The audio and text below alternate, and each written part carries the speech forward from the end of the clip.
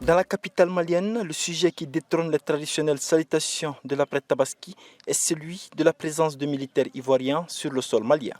Des militaires qui ont été qualifiés par le gouvernement malien de mercenaires avec pour dessein de déstabilisation de la refondation du pays et donner un coup d'arrêt au retour vers l'ordre constitutionnel. Toute cette situation-là, je ne ferai que m'arranger derrière nos autorités nationales. Voilà, ce sont eux qui sont les plus habilités.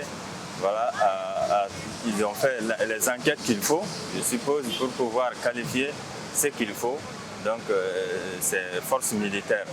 Voilà, puisque d'après eux, ils ont fait des enquêtes et que les autorités ivoiriennes et autres, tous ceux qui sont censés pouvoir éclaircir la situation, n'ont pas pu leur donner des éclaircissements. Donc je ne ferai que m'arranger derrière la version officielle. Qualifiés de mercenaires, 48 heures après leur arrestation, le gouvernement ivoirien, à son tour, a indiqué que ces militaires étaient de façon légale sur le territoire malien.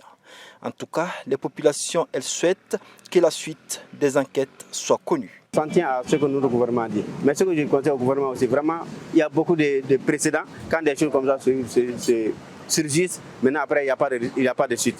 Cette fois-ci, vraiment qu'il fasse tout pour qu'au moins que la population soit au courant des suites.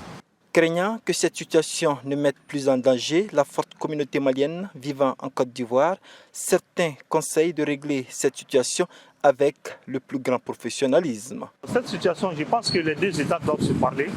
Et c'est au Mali maintenant de jouer à l'apaisement parce que c'est un pays déjà fragile. Un pays déjà fragilisé. Donc il faut jouer à l'apaisement. Au-delà de la guerre des communiqués, rien n'a encore filtré sur le sort de ces 49 militaires que les autorités maliennes prévoient de juger au Mali.